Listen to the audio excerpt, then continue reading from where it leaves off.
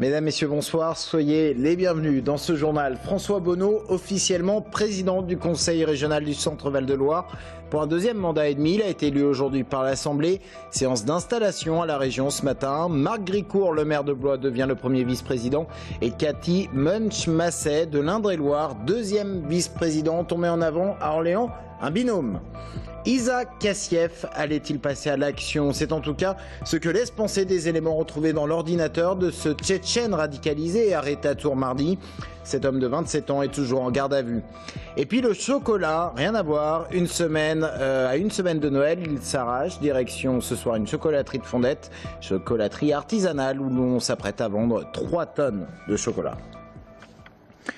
C'est officiel, François Bonneau est président de la région Centre Val-de-Loire. Il a été reconduit ce matin lors de la séance d'installation du nouveau conseil régional. Nouveau conseil qui voit l'entrée de 17 élus frontistes. Du côté des autres forces politiques, l'arrivée de Guillaume Pelletier, mais aussi le retour de Claude Greff. Et puis à gauche, c'est Marc Gricourt, le maire de Blois, qui devient le premier vice-président de la région, secondé de la Tourangelle, Cathy Munch-Masset. Audrey Champigny. Sans surprise, François Bonneau a été réélu à la présidence ce matin par une assemblée où la gauche est majoritaire avec 40 sièges. L'opposition est-elle divisée en deux? 20 conseillers pour la droite et 17 pour le Front National, soit 2,5 fois de plus qu'en 2010, une première. Le but, c'est bien évidemment de gagner cette région à la prochaine mandature. Donc nous avons de nombreux élus nouveaux qui vont apprendre et qui seront fin prêts dans 5 ans ou 6 ans lorsqu'il y aura de nouvelles élections, de manière à bien connaître et bien s'imprégner des dossiers et en espérant bien sûr la victoire dans 6 ans. Arrivé deuxième au second tour avec 350 000 électeurs, la droite s'est vue proposer 2 vice-présidences, le tourisme et l'apprentissage. Proposition rejetée par le chef de file de l'opposition, Guillaume Pelletier. Il y aura dans cet hémicycle un véritable clivage entre la majorité de gauche et l'opposition de droite que j'ai l'honneur de diriger. Quand l'intérêt général de la région sera en jeu, nous serons au rendez-vous pour voter ce qui permettra à notre région d'avancer. Mais nous dénoncerons et nous nous opposerons fortement à ce qui va à l'envers de l'intérêt de nos concitoyens. Dans sa garde rapprochée, François Bonneau sera entouré de Marc Gricourt et Cathy Munch-Masset, respectivement premier et deuxième vice-président, qui formeront le trio de tête de cette nouvelle région Centre-Val-de-Loire. Le maire de Blois sera en charge des finances, l'élu Tourangelle de l'éducation et de l'apprentissage. Ça a été une proposition de François Bonneau, que nous soyons en fait 3 à la tête de cet exécutif en première position, et je crois que c'est une excellente idée déjà d'avoir une femme à nos côtés dans le partage des principaux dossiers, mais je crois que c'est aussi l'intention qui est la mienne en tant que premier vice-président de faire en sorte que nous puissions travailler le plus possible en transversalité. Bien sûr, je vais défendre les intérêts de Tours, mais comme nous défendrons collectivement et d'où qu'on vienne les intérêts des villes et des campagnes de la région, je pense qu'il faut entendre cet exécutif et le fonctionnement de notre majorité comme une dynamique collective avant tout autour des équilibres du territoire, et évidemment dans ces équilibres du territoire, Tours occupe une place importante. Les écologistes Benoît Faucheux et Charles Fournier auront la 3e et 11e vice-présidence. Pas de commission en revanche pour le député socialiste Jean-Patrick Gilles, qui reste néanmoins le patron du groupe socialiste.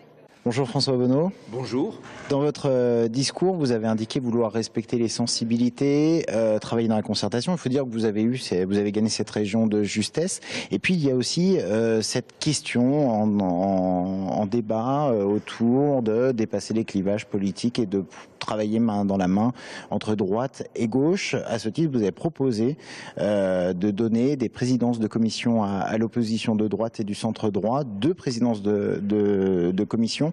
Ils ont décliné l'invitation. Comment est-ce que vous analysez ce refus ? D'abord, cette proposition, elle est liée, comme vous le soulignez, au fait que les électeurs de cette région ont envoyé ici, dans l'hémicycle régional, des femmes et des hommes de sensibilités diverses, et que je tiens à ce que ces sensibilités puissent non seulement s'exprimer, mais participer à l'œuvre collective. Nous devons privilégier l'intérêt général. C'est la raison pour laquelle j'ai proposé au groupe UDI LR, républicain, de prendre la présidence de 2 commissions. J'entends cette position qui est une position fermée, je la regrette. Je pense qu'elle ne correspond pas forcément à ce qu'attendent nos citoyens. Promotion de l'intérêt général, travailler ensemble pour faire aboutir les dossiers. Je prends en compte. En même temps, j'ai indiqué que je créais une commission, une conférence permanente des présidents de groupe, de telle manière que je puisse très régulièrement, avec les présidents de groupe, sur toutes les sensibilités de cet hémicycle, de cette région, travailler avec ces présidents de groupe pour que les élus soient associés aux projets à venir, à leur mise en œuvre. Mais on voit quand même que le FN et l'opposition de droite et de centre-droit ne sont pas, ces 2 partis ne sont pas mis au même niveau, ces 2 rassemblements. Oui, on a pu voir ce matin, lors de nos travaux, que le Front National avait choisi une position qui était une position frontale, assez brutale, à l'égard de la majorité qui a été placée ici par les électeurs. Je pense qu'on ne peut pas tout confondre. Cet incident, ça en dit long sur l'ambiance pendant les 6 prochaines années dans l'hémicycle régional. Un FN qui va taper et une droite représentée par Guillaume Pelletier qui va parler fort également. Ce sera leur responsabilité. Moi, je suis là pour travailler avec ma majorité, avec les vice-présidents qui ont été installés, la majorité qui est en cohérence, qui travaille bien.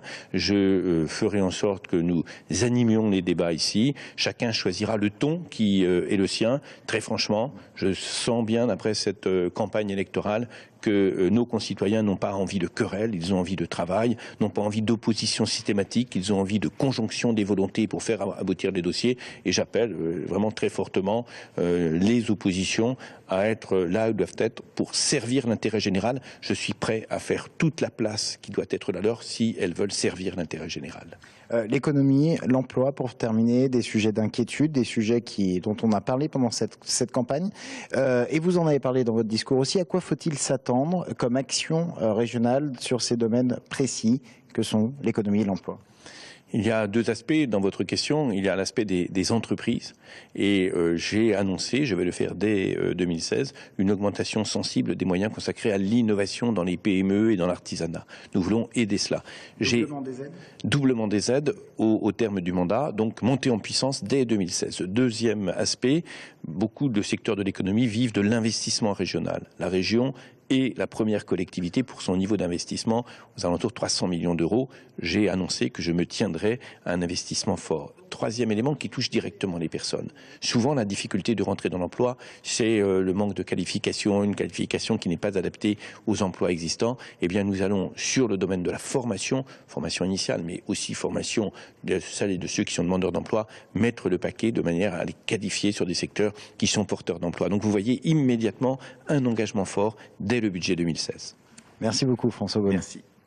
Voilà donc pour cet entretien enregistré ce midi à l'issue de la séance d'installation du Conseil régional. Dans l'actualité également ce soir, le point du préfet d'Indre-et-Loire sur l'état d'urgence. 40 perquisitions administratives ont été menées dans le département depuis un mois. L'Indre-et-Loire, où la section antiterroriste du parquet de Paris a été saisie pour la 2e fois en un an. Il y avait eu l'affaire de Jouer les Tours. Et cette semaine, l'arrestation d'Issa Kassiev, ce Tchétchène radicalisé de 27 ans qui a fait allégeance à l'État islamique. Des éléments dans son ordinateur auraient prouvé sa détermination à passer à l'action. Romain Delville.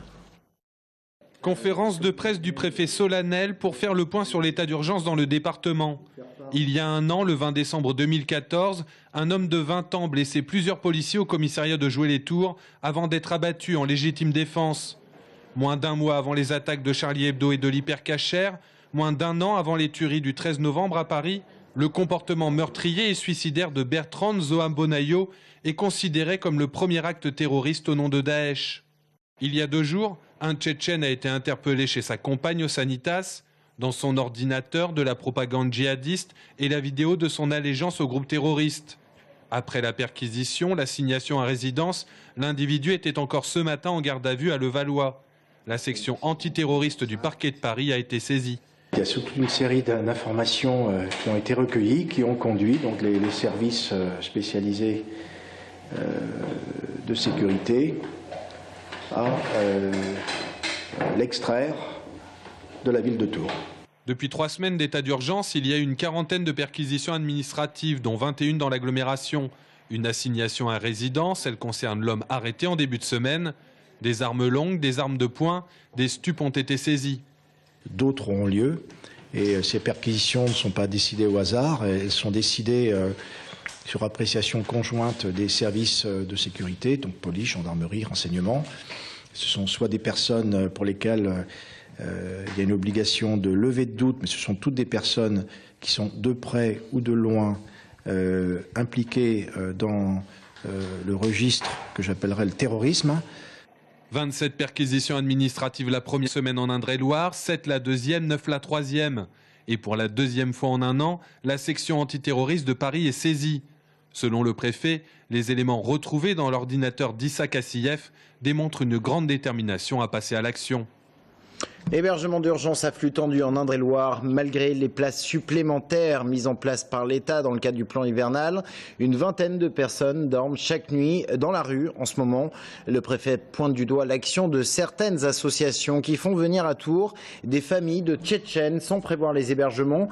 Pour le SAMU social d'Indre-et-Loire, le 115, cette situation elle s'explique surtout par le fait que les places en foyer sont occupées par des personnes qui ne relèvent pas de l'hébergement d'urgence. On écoute le directeur du 115 d'Indre-et-Loire.